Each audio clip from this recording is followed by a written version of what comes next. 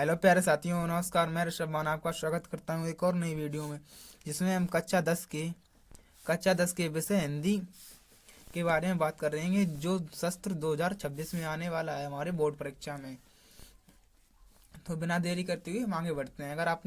अगर आप इस चैनल पर नए आए हो तो प्लीज़ इस चैनल को लाइक एंड चैनल को सब्सक्राइब कर लेना। तो बिना देरी करते हम बढ़ते हैं आगे। यहाँ पर सबसे पहले अपना अपना नाम डालना है, यहाँ पर अनुक्रम डालना है जो आपका रोल नंबर हो, और आपको पेपर 70 अंक का मिलेगा, जो आपको 70 अंक मिलेंगे अगर आप पूरे पेपर को सॉल्व कर देते हैं। तो बिना देरी करते आगे बढ़ते हैं। समय की बात की जाए तो समय 3 घंटे 15 मिनट हम मिलता है पेपर को हल करने के लिए। कितना? 3 घंटे 15 मिनट। और इसमें इसकी कुछ होती शर्तें देखें। प्रारंभ में 15 मिनट विद्यार्थी को प्रश्न पत्र पढ़ने के लिए दिया जाता है, यानी जो 3 घंटे 15 मिनट होती हैं, इसमें 15 मिनट आपको जो ये पेपर दिया होता है ये आपको पढ़ने के लिए दिया जाएगा। और दूसरा क्या कहता है, प्रश्न पत्र 2 खंड खंड आ तथा खंड बा में विभाजित। जो हमारा प्रश्न पत्र है 2 खंडों में विभाजित है, ठीक है। और तीसरा क्या कहता है, प्रश्न पत्र के खंड आ में बहुविकल्पीय प्रश्न है, जिसमें जो हमारा खंड आ है ना, ये वाला जो खंड आ, इसमें हमारे बहुविकल्पीय प्रश्न आएंगे। और खंड बा जिसमें सही विकल्प को चुनकर वो हमारे पर काले व नीले पेन से बैठने। इसमें कहता है कि आपको जो हमारे बहुविकल्पीय प्रश्न है इसको हमें काले या नीले पेन से भरना है, और जो भर दे उस पर वाइटनर नहीं चलाना है, ठीक है। जो आपने कर दिया गोला काला वही रखना है। चलो, खंड आ में बहुविकल्पीय प्रश्न हेतु प्रत्येक प्रश्न के 1 अंक दिए। जो आपको बहुविकल्पीय प्रश्न दिए जाएंगे उसका आपको 1 अंक मिलेगा, ठीक है। और 5वां देखते हैं, OMR सीट पर उत्तर अंकित किए जाने के पश्चात उसे काटने। अभी आपको बताया, जो अगर आपने कोई गोला कर लिया है वो गोला, तो आप उसे जब करने के बाद ना तो उसे आप काट सकते हैं और ना ही उसमें वाइटनर का यूज कर सकते हैं, ठीक है। उसमें क्या है, प्रत्येक प्रश्न के सामुदायिक उनके निर्देश अंक दिए गए हैं, यानी कि जो प्रश्न है इसका सामने ये एक प्रश्न दिया गया है, ठीक है। तो बिना देरी करते आगे बढ़ते हैं। हमारा खंडा आ दिया गया है। खंडा का प्रश्न नंबर ए है, दूसरा संप्रदाय प्रकाशित हुआ है। दूसरा संप्रदाय प्रकाशित कब हुआ है? इसका राइट आंसर हो जाएगा ऑप्शन नंबर बी, सन 1991 में, ठीक है। और दूसरा क्वेश्चन कहता है, सुमित्रानंद पत्र की रचना है। सुमित्रानंद पंत की रचना कौन सी है? ऑप्शन नंबर बी हो जाएगा, पल्लव, इसका राइट आंसर, ठीक है।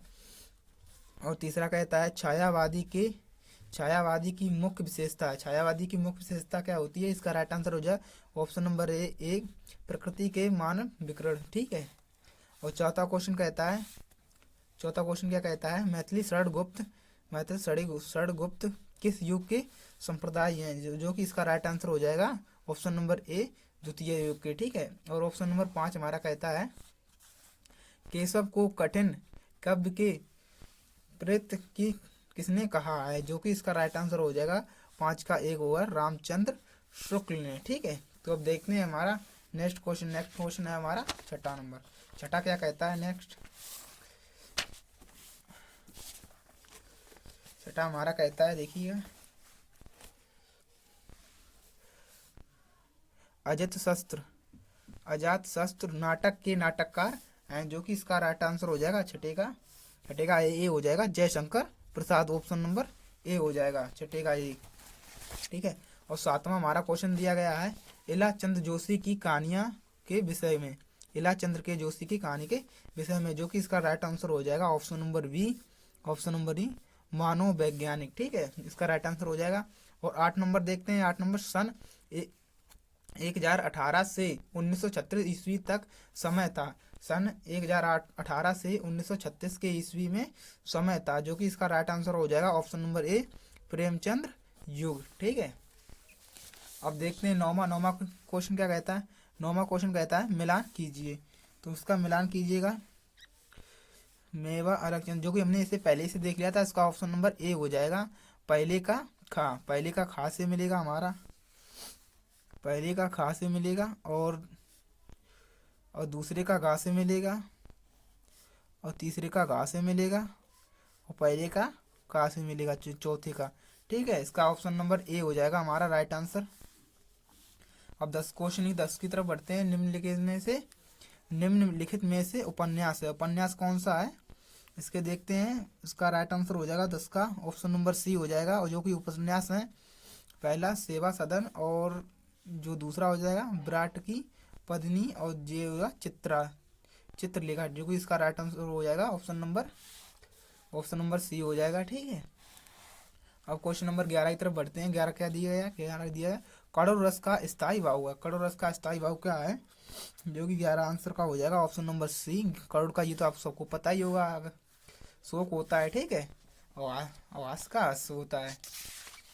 अब बचा अलंकार, इसमें अलंकार पूछा गया है, जो कि इसका अलंकार हो जाएगा ऑप्शन नंबर बी, उत्प्रेक्षा अलंकार। ठीक है, अब 13 क्वेश्चन देखते हैं। नेक्स्ट नंबर है हमारा, यह एक सामात्रिक छंद है जिसमें 4 चरण होते हैं। प्रत्येक चरण में 11 और 13 के विराम को 24 मात्राएं होती हैं। किस छंद के लक्षण है? तो इसका राइट आंसर हो जाएगा ऑप्शन नंबर सी हमारा हो जाएगा, सोडा का लक्षण है ये। ऑप्शन नंबर बी हमारा राइट आंसर हो जाएगा। ठीक है, अब क्वेश्चन नंबर बढ़ते हैं 14 की तरफ। क्वेश्चन नंबर 14 क्या दिया? प्रहार शब्द किस उपसर्ग से लिया गया है? जो कि इसका राइट आंसर हो जाएगा ऑप्शन नंबर ए हमारा लिया गया प्रे से लिया गया है। ठीक है, और 15 में क्वेश्चन कहता है, 15 नंबर क्वेश्चन कहता है हमारा, पंचतंत्र में कौन सा समास है? पंचतंत्र में कौन सा समास है? उसका ऑप्शन नंबर हो जाएगा ऑप्शन नंबर बी, दुग्र। ठीक है, और 16 दिया गया। 16 क्वेश्चन कहता है, अर्थ के आधार पर वाक्य के कितने भेद होते हैं? ये तो आपको सभी को पता होगा, अर्थ के आधार पर कितने भेद होते हैं। इसका राइट आंसर हो जाएगा ऑप्शन नंबर डी, 8 आंसर हो जाएगा। और 17 क्वेश्चन दिया गया है, अश्व का तद्भव है, अश्व का तद्भव है, इसका ऑप्शन नंबर डी हो जाएगा अश्व। ठीक है, और 18 नंबर देखते हैं, कर्म वाच्य में प्रधानता होती है। कर्म वाच्य में प्रधानता किसकी होती है? इसको 18 क्वेश्चन है, 18 नंबर का आंसर हो जाएगा ऑप्शन नंबर सी, कर्म की प्रधानता होती है। ठीक है, और 19 नंबर देखते हैं। उस नंबर क्या है? तद्भव शब्द में वचन की विभक्ति होती है। तद्भव शब्द में वचन की विभक्ति क्या होती है? इसका राइट आंसर हो जाएगा ऑप्शन नंबर डी, चतुर्थ विभक्ति द्विवचन। ठीक है, इसकी एक सारणी बनाई है, अगर वो आपने नहीं देखी है तो प्ले लिस्ट में जाकर देख सकते हैं उसे। ठीक है, और उसका क्वेश्चन नंबर 20 देखते हैं, निम्नलिखित शब्दों को सर्वनाम है, जिसमें से कौन सा सर्वनाम है? इसका ऑप्शन हो जाएगा सी, कोई है जो एक सर्वनाम है। ठीक है, अब बढ़ते हैं हम आगे तक। हमने ये अपने 6 से 7 मिनट में अपने बॉब क्लिप भी कर लिए हैं। ठीक है, अगर आपने अभी तक इस वीडियो को लाइक एंड चैनल को सब्सक्राइब नहीं किया है तो प्लीज़ कर लेना। ठीक है, अब बढ़ते हैं हम आगे की तरफ। हमारा दिया गया है, आप कितने नंबर आपके से हमारा दिया गया है खंडवा। ठीक है, वर्णनात्मक प्रश्न है खंड बा में। तो उसमें देखिए प्रश्न पत्र पहला क्या कहता है, निम्नलिखित गद्यांश के आधार पर 3 प्रश्न के उत्तर दीजिए। जो कि आपको 3 प्रश्न दिए जाएंगे और प्रत्येक प्रश्न 2 नंबर का होगा। ठीक है, तो पहला प्रश्न क्या कहता है, उपयोग गद्यांश का संदर्भ लिखिए। आपको इसमें छांटकर संदर्भ लिखना है। और दूसरा दिया, लेखक ने भारतीय संस्कृति को अनेक देशों के समूह को कहा है।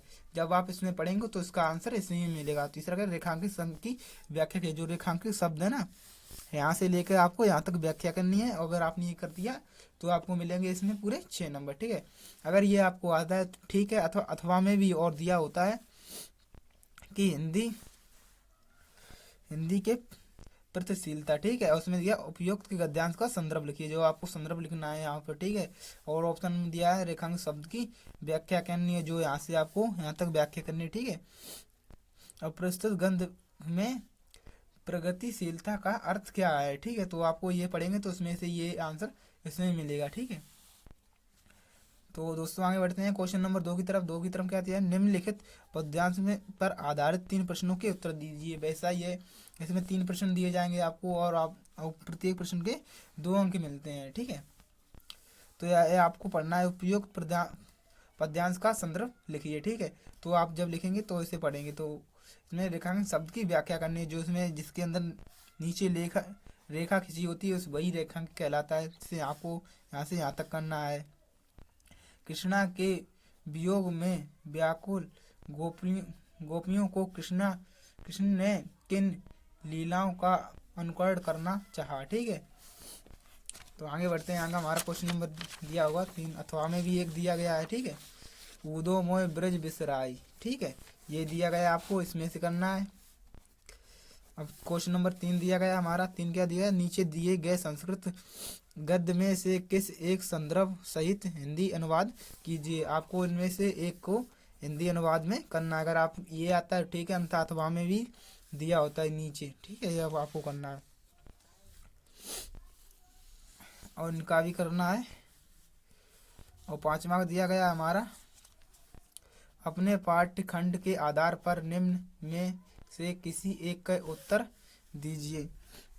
जो आपको ये काम में दिया गया है और 80 शब्दों में देना है, जो कि 3 नंबर देगा, ठीक है। तो इनमें से आपको जौन सा आता है वो आप कर सकते हैं।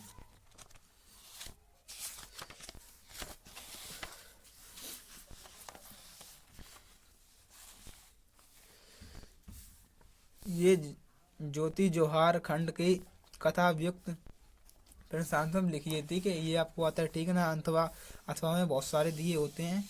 ऐसे करते हम अपने बढ़ते हैं क्वेश्चन नंबर 6 की तरफ। दिए गए लेखकों में से किसी एक जीवन परिचय लिखिए प्रमुख, जो आपकी 80 शब्दों में लिखना है, ठीक है। तो जीवन परिचय रचना का उल्लेख कीजिए। तो पहला दिया गया डॉक्टर राजेंद्र प्रसाद, और दूसरा दिया गया हमारा रामधारी सिंह दिनकर, और तीसरा दिया गया आचार्य रामचरण शुक्ल का, ठीक है। ये आपको जीवन परिचय हमारे प्लेलिस्ट में जाएं और ये तीनों मिल जाएंगे आपको, ठीक है। अगर आपको नहीं आता है तो एकदम शॉर्ट में दिया गया अच्छी तरीके से। और दूसरा दिया गया दिए गए काव्यों में से एक का जीवन परिचय है और रचना भी कीजिए। तो पहला दिया गया बिहारी का, और दूसरा दिया गया सूरदास का, और तीसरा दिया गया है मैथिली शरण गुप्त का। और 7वां दिया कोई अपनी पाठ्य पुस्तक से कसट एक कोई श्लोक लिखिए जो प्रश्न पत्र में ना हो, ठीक है। आपको जो लिखना है, एक जो प्रश्न पत्र जो आप याद करके लाए हैं श्लोक घर से, निम्न में से किन्हीं 2 प्रश्न के उत्तर दीजिए। आपको 4 दिए गए, इसमें से किसी 2 के प्रश्न उत्तर देने। और 9वां क्या दिया गया, निम्न में से किसी एक के विषय पर निबंध लिखिए। जो आप निबंध तैयार करिए इनमें से एक के लिखना है आपको। और 10 नंबर क्वेश्चन दिया है, उत्तर मध्य रेलवे एक ऐसी शिकायत पत्र लिखिए जिनमें ट्रेन में सफाई साफ सुविधा न उपलब्ध हो उल्लेख हो। और अथवा में दिया गया अपनी रुचियों को आलेख करते हुए अपने मित्र को एक प्रश्न पत्र लिखिए। जो आपकी 4 नंबर मिलते हैं इसमें, ठीक है। आई होप आपको ये अच्छा लगा होगा। अगर अच्छा लगता है तो आप वीडियो को लाइक एंड चैनल को सब्सक्राइब जरूर कीजिएगा, ठीक है।